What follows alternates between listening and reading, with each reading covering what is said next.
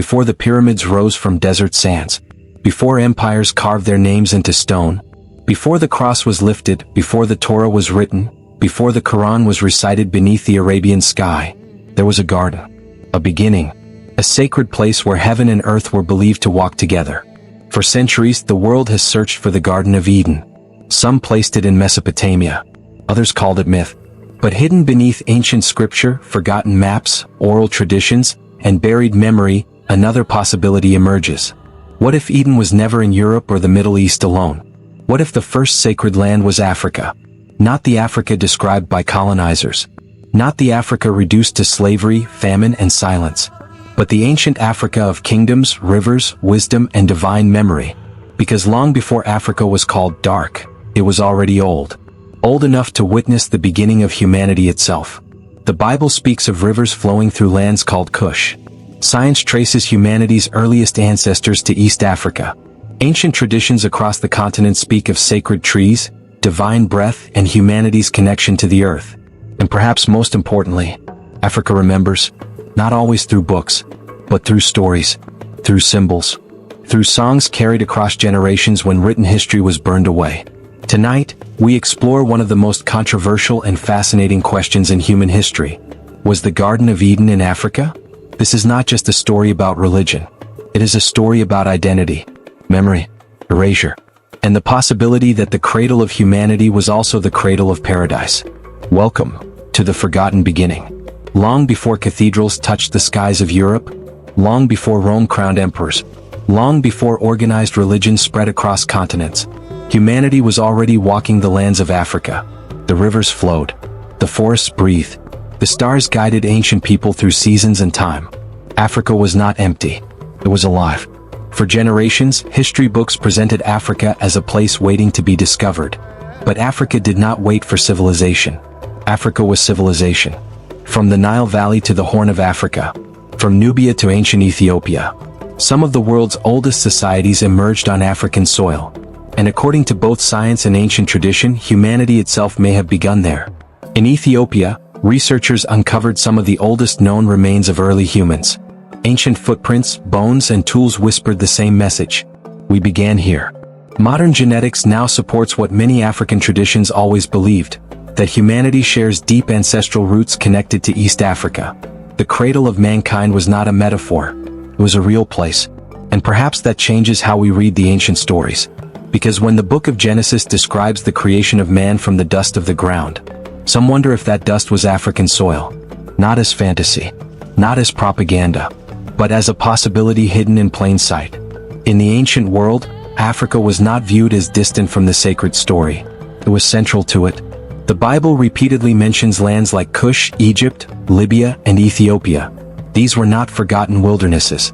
They were powerful civilizations known for wealth, wisdom, spirituality, and kingship. Even the word Kush echoes through scripture with significance. A land connected to mighty rivers. A land connected to beginnings. And perhaps a land connected to Eden itself. But Africa's connection to the sacred was never limited to written scripture. Across the continent, ancient spiritual traditions spoke of humanity as deeply connected to nature. Trees were sacred. Rivers carried spiritual meaning. Mountains became places of divine encounter. The physical world and the spiritual world were never fully separated. To many African cultures, creation itself was alive. The earth was not just land. It was memory. This is important because the original vision of Eden was not merely a location. It was harmony. A world where humanity lived in balance with creation, with spirit, and with the divine. And long before foreign empires arrived with new religions and borders, many African societies already carried this understanding. Not perfectly, but deeply. Perhaps that is why the idea of Eden in Africa continues to resonate so strongly today. Because beneath the debates about geography and theology lies something even more powerful. The search for humanity's forgotten beginning. And in that search, all roads seem to lead back to Africa. In the ancient text of Genesis, a river flows out of Eden. Not just one river, but a source that divides into four heads. Four rivers. Four directions. Four paths branching out from a single origin. And for centuries, readers have asked the same question. Where are these rivers? The names recorded in scripture, Pishon, Gihon, Tigris, and Euphrates, have fueled one of the oldest geographical debates in religious history. Two of them are known. The Tigris and Euphrates still flow through modern-day Iraq, anchoring Eden in the Mesopotamian world for many scholars. But the other two, the Pishon and the Gihon, have never been conclusively identified. They remain lost in interpretation, memory, and mystery. And it is here that Africa enters the conversation. Genesis describes the Gihon as flowing around the land of Kush. And Kush is not a forgotten idea. It is a real ancient region associated with Northeast Africa, commonly linked to areas of modern Sudan, Nubia, and parts of Ethiopia. In the biblical imagination, Kush was not marginal. It was known. It was named. It was part of the world order described by ancient writers. And so, some researchers and African scholars have asked a provocative question. If one river is tied to Africa, could more of Eden's geography be connected to the continent than traditionally assumed? One interpretation suggests that the river systems described in Genesis may reflect a much older memory of interconnected waterways known to ancient civilizations. The Nile system, stretching across Northeast Africa, has often been brought into this discussion. Its branches, tributaries, and vast reach made it one of the most important river networks in human history. To ancient observers, a river that divides and nourishes vast lands could easily become the foundation for sacred storytelling. But interpretations vary widely. Some place Eden firmly in Mesopotamia. Others see symbolic meaning rather than geography. And others still suggest a wider Afroasiatic landscape where early memory blurred the boundaries between continents we now separate. What remains consistent is this. Eden is always described as a place of life-giving water. A source. A beginning. A place where life flows outward into the world. And in Africa, rivers have always carried more than water. They carry identity, civilization, memory. The Nile is not just a river, it is a civilization corridor. Along its banks rose kingdoms, temples, cities, and sacred knowledge systems that shaped human history for thousands of years. So when readers encounter a biblical river system tied to Kush and life-giving waters, it is not surprising that Africa becomes part of the conversation. There is also another layer. Ancient maps and early theological writings often reflected limited geographic knowledge, blending known regions with symbolic cosmology. Eden, in many interpretations, was not just a place on a map. It was the origin point of creation, a theological North Star rather than a strictly cartographic location. This is why Eden resists being pinned down so easily. It exists between geography and mythology, memory and meaning. But the persistence of African references in the text, Kush, Ethiopia, Egypt, keeps pulling the imagination back to the continent. Back to its rivers. Back to its landscapes. Back to its ancient civilizations that stood at the crossroads of early human development. So whether Eden is read as literal geography, symbolic origin, or a blend of both, the rivers remain central. They are the first movement in the story of humanity, and they continue to flow through interpretation, history, and debate. Because the question is not only where the rivers were, it is also what they represent. A beginning, a source, a memory of something once whole, that now only survives in fragments. In the biblical world, names were never random. They carried weight, identity, history.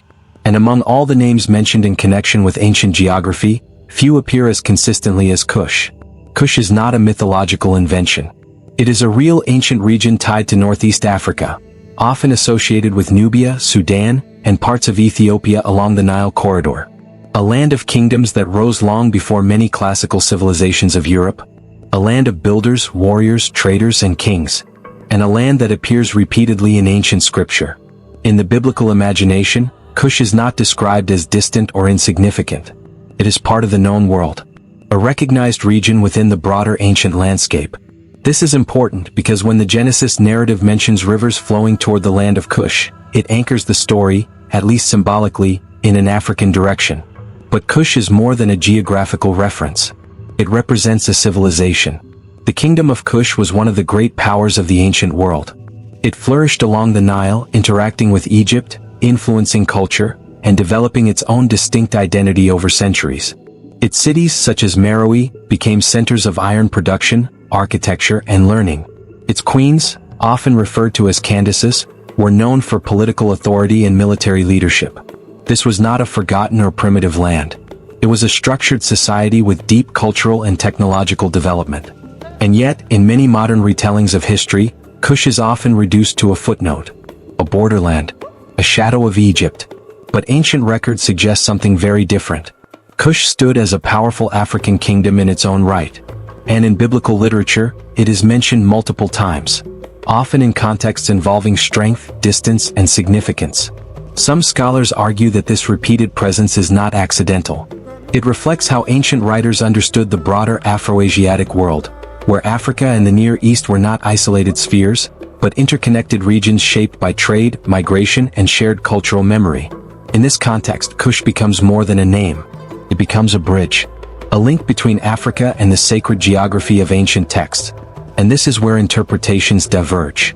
Some traditions see Kush strictly as historical geography. Others see it as symbolic representation of distant lands.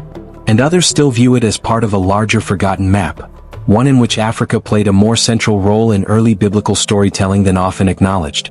What remains clear is that Kush was never absent from the ancient worldview. It was present, recognized, and recorded.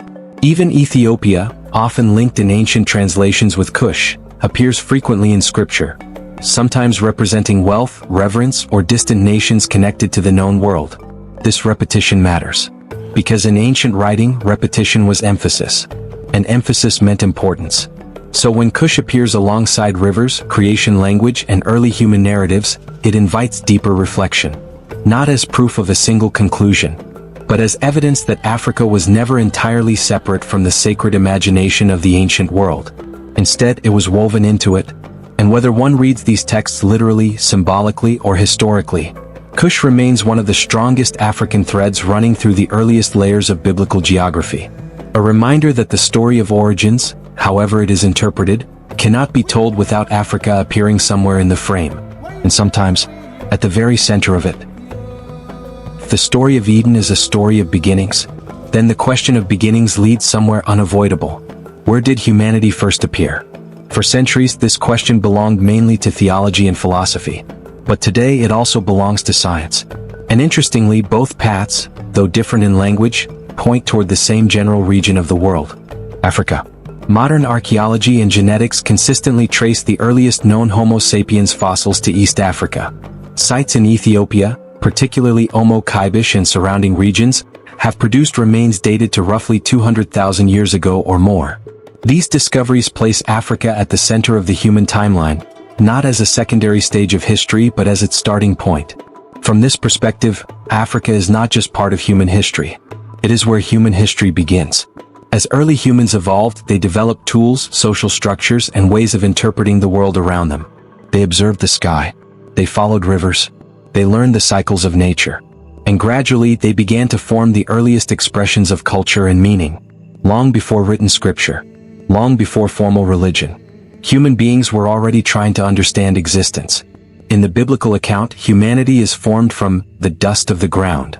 It is a poetic image, but it also carries a simple truth. Humans are tied to the earth, to the soil, to the land from which they emerged. And scientifically speaking, the earliest known human ancestors did emerge from African soil. This overlap between symbolic language and scientific discovery has led some thinkers to draw connections between Genesis and the African origin of humanity, not as direct proof, but as a point of reflection. Because both narratives, one spiritual, one scientific, begin with a single human origin point, a place where life becomes conscious of itself, a place where humanity first looks outward and wonders, who are we? Where do we come from? Why are we here? Across Africa, early humans adapted to diverse environments, savannas, forests, river valleys, and highlands. This diversity shaped survival strategies and cultural development. Over thousands of generations, human populations gradually migrated outward from Africa into other parts of the world. But the origin point remained the same. And this is why Africa is often described in scientific literature as the cradle of humankind. Not symbolically, but biologically. At the same time, it is important to distinguish between scientific conclusions and theological interpretations. Science does not identify Eden, and Scripture does not provide archaeological coordinates. But when both speak about origins, each in its own language, they both circle the same profound idea. Humanity began somewhere specific, and that somewhere is deeply connected to Africa. This connection does not erase mystery. Instead, it deepens it, because the closer we get to the origin of humanity, the more we realize how much is still unknown. What early humans thought, how they interpreted existence, How myth, memory, and survival blended together in their worldview.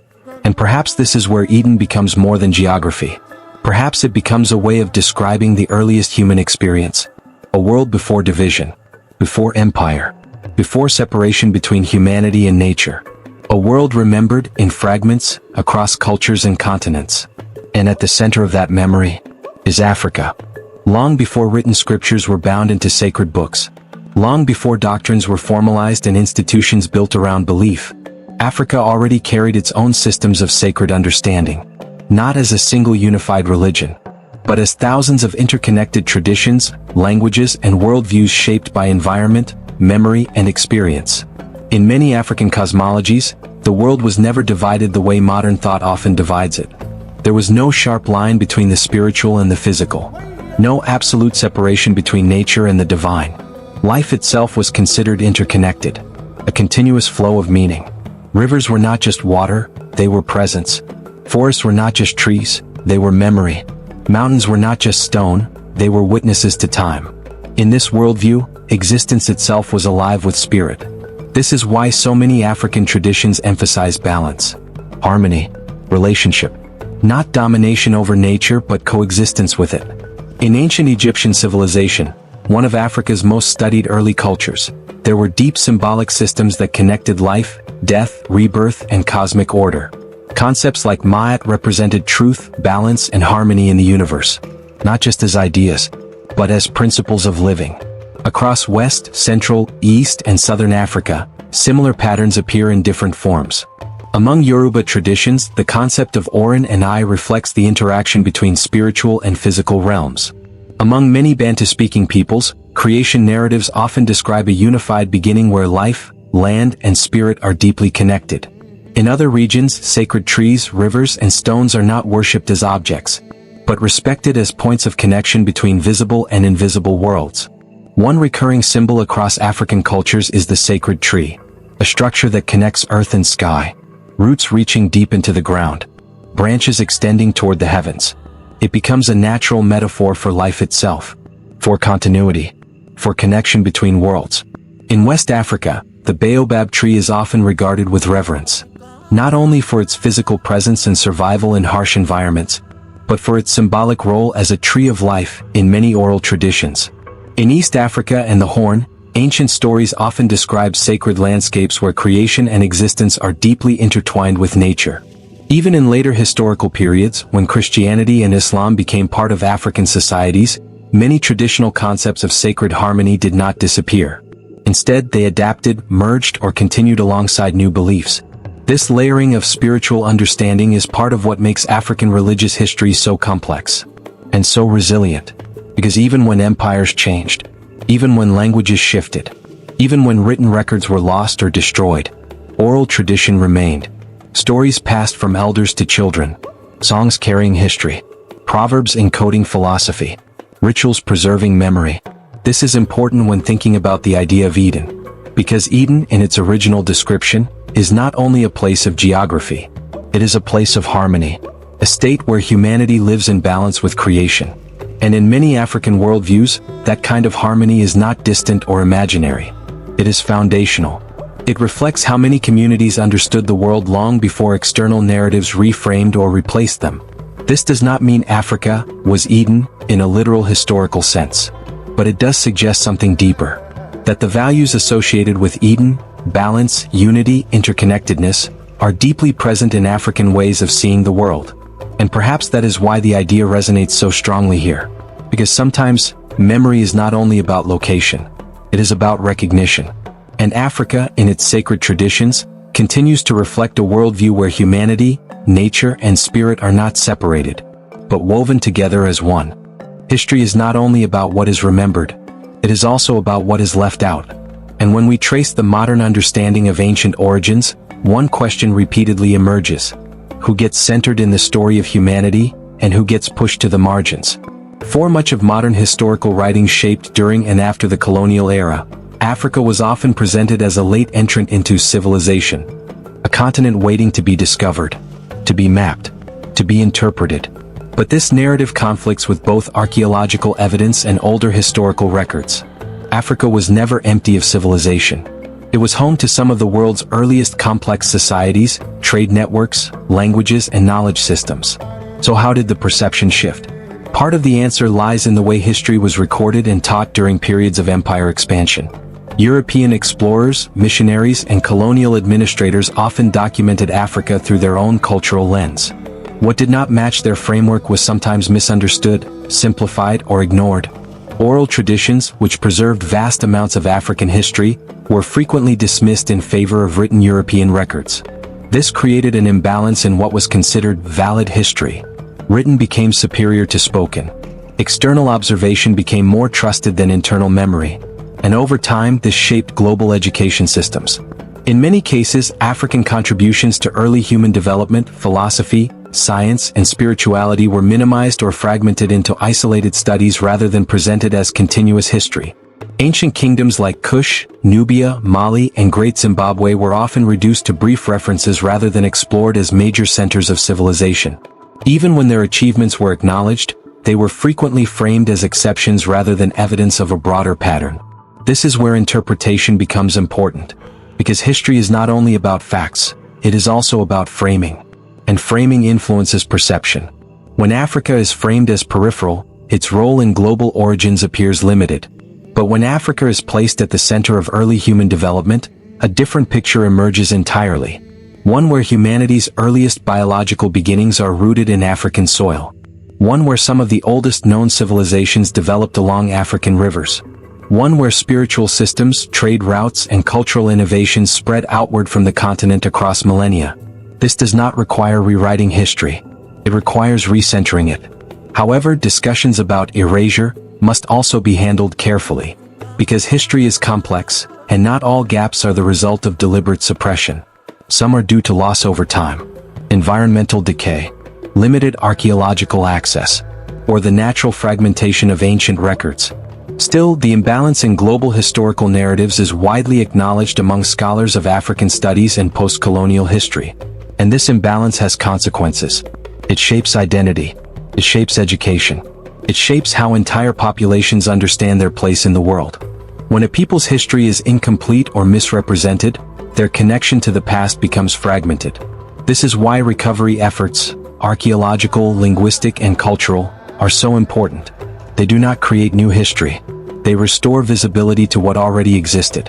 And in the context of Eden, this matters deeply. Because if Africa is removed from early sacred geography, then the story of origins becomes incomplete. But if Africa is restored to the conversation, then the narrative expands, becomes more complex, more interconnected, more human, and perhaps closer to the truth than any single simplified version ever could be. Even when history was rewritten, even when voices were silenced, even when written records were lost, ignored, or replaced, memory did not disappear. It changed form. Across Africa, one of the oldest systems of preservation was never written in books alone. It was carried in people, in language, in song, in ritual, in storytelling traditions passed from elders to children across generations. The griots of West Africa, for example, served as living libraries, guardians of history who preserved genealogies, events, and cultural memory through spoken word and performance. In other regions, proverbs encoded wisdom in short, memorable phrases that carried philosophy across centuries. Drumming traditions preserved not only rhythm, but communication systems and historical meaning. In this way, knowledge survived without needing paper. This is important when thinking about ancient narratives like Eden, because stories about origins are among the oldest kinds of human storytelling. They are not only about geography, they are about identity. Across different African cultures, creation narratives often emphasize beginnings tied to nature, rivers, sky, breath, and the ordering of the world. While these stories differ widely between regions, they share a common thread: a deep awareness of humanity's connection to the earth and to forces beyond it. When external religious traditions entered the continent through trade, migration, and later expansion, they did not simply replace these systems. In many cases, they merged with them, adapted to them, or existed alongside them. This layering created complex spiritual landscapes where multiple understandings of creation and existence could coexist. One of the most striking examples of continuity is found in Ethiopia. The Ethiopian Orthodox tradition preserves ancient interpretations of early biblical narratives, including detailed engagement with texts and traditions that remain distinct from other branches of Christianity. In parts of the Horn of Africa, sacred geography and biblical memory overlap in ways that reflect a long and continuous religious history. Elsewhere across the continent, oral traditions continued even during periods of disruption. Through slavery, colonization, forced migration, and cultural suppression, stories traveled in fragments, carried in memory when physical freedom was taken, encoded in songs when written language was inaccessible, preserved in ritual when formal institutions were destroyed or restricted. This resilience is central to understanding African cultural history, because it shows that memory is not fragile, it is adaptive, and it survives under pressure. This is why some modern interpretations of ancient stories continue to draw connections between Africa and early biblical geography. Not because there is a single definitive answer, but because memory, geography, and identity often intersect in ways that are still being explored. And in that exploration, Africa consistently reappears, not as a distant observer of human origins, but as a participant deeply embedded in them. So even if the exact location of Eden remains uncertain, the cultural memory surrounding beginnings continues to echo across the continent, not as proof of a single conclusion, but as evidence of something more enduring, that Africa's past was never fully erased, only carried forward in different forms. Every story about origins eventually returns to the same question. What was the beginning really like? Not just where it happened, but what it meant. In the ancient description of Eden, the world is not divided by borders, empires, or nations. It is described as a place of flow, of rivers moving outward, of life expanding from a single source, of humanity existing in closeness with creation. Whether read as geography, theology, or symbolism, Eden represents a vision of harmony that feels both distant and familiar. And as this search moves through scripture, history, science, and memory, Africa continues to appear in the background of the conversation. In the rivers mentioned in ancient texts, in the lands of Kush, Ethiopia, and Egypt, in the fossil record of early humanity, in the sacred traditions that preserve different understandings of creation and existence. But perhaps the deeper question is not whether Eden can be located on a modern map. Perhaps the question is why the idea of Eden still matters at all. Because Eden is not only about a place in the past. It is about the human desire to understand where we came from, and what we were before division, conflict, and separation shaped the modern world. Across cultures, Eden-like ideas appear in different forms. A golden age, a sacred beginning, a time of harmony between humanity and nature. These shared themes suggest something important, that the idea of an original balanced world is not unique to one tradition. It is part of a wider human memory. And when Africa is placed back into the conversation of human origins, biological, cultural, and symbolic, the story becomes even more layered. Africa is where the earliest known humans lived, where some of the oldest civilizations emerged, where oral traditions preserved ancient knowledge through time, and where spiritual systems emphasized unity between life and creation. This does not reduce Eden to a single location. Instead, it reframes it as a concept rooted in the earliest human experience of the world, a memory of wholeness, a reflection of how humanity once lived in direct relationship with the earth. And over time, that memory became fragmented, translated into stories, encoded in scripture, carried across generations in different forms, but never fully erased. Because even in modern times, the idea of returning to balance remains powerful. A longing for reconnection, for understanding, for origin. So whether one sees Eden as historical geography, symbolic truth, or sacred narrative, its meaning continues to resonate. And Africa remains central to that conversation, not as an attempt to claim exclusivity over origin stories, but as a reminder that the roots of humanity run deep into its soil. So deep that every attempt to trace the beginning eventually circles back to the same truth. We are still searching for where we came from. And that search in many ways leads us home. Not to a single place on a map, but to the beginning of memory itself. And perhaps that is what Eden truly is. Not just a garden that was lost, but a reminder that something essential still lives within us, waiting to be remembered. Every story eventually returns to silence. Not because the story ends, but because it begins to live inside the listener. We started with a question that has followed humanity for thousands of years. Where was Eden? And as we moved through scripture, geography, science, memory, and tradition, one truth became clear. The answer is not simple. It never was. Some see Eden as a real ancient location. Others see it as symbolic language for humanity's earliest state of harmony. Others still see it as a mixture of history, memory, and sacred imagination. But across all interpretations, one thing remains constant. Eden represents origin. The idea of a beginning where humanity lived in closeness with creation, with nature, and with the mystery of existence itself. And in that search for origin, Africa continues to appear again and again, not as a forced conclusion, but as a recurring point of reference in the wider human story. The earliest known human fossils. The ancient civilizations along its rivers. The lands named in early scriptures. The oral traditions that preserved memory when writing was absent or disrupted.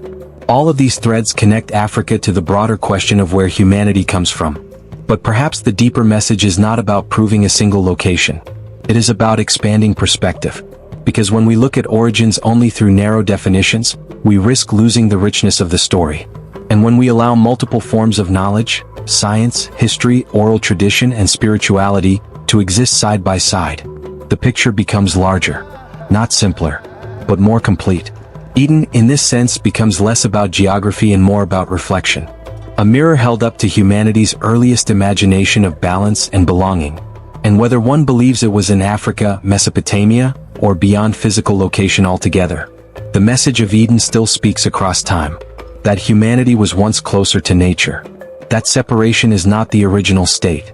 And that memory of harmony still lives within us. Now the question becomes personal. Not where was Eden? But what does Eden mean to us today? What have we lost in the process of modern life? And what are we still searching for? Because in the end, every exploration of origins leads to the same place. A desire to understand ourselves. And perhaps to return, if not physically then spiritually, to a sense of balance we once knew. This is why the story continues to be told. Across cultures, across generations, across languages. Because beginnings are never truly past. They live inside us, waiting to be remembered. If this journey resonated with you, take a moment to reflect on it, not just as a story but as a question about identity and origin. Share your thoughts in the comments. Do you see Eden as a place, a symbol, or something else entirely? If you found value in this exploration, consider sharing this video so others can engage with the conversation. And for more deep historical, spiritual, and origin-based stories like this, subscribe and stay connected. Because the search for the beginning is not over. It is still unfolding. And we are all part of it.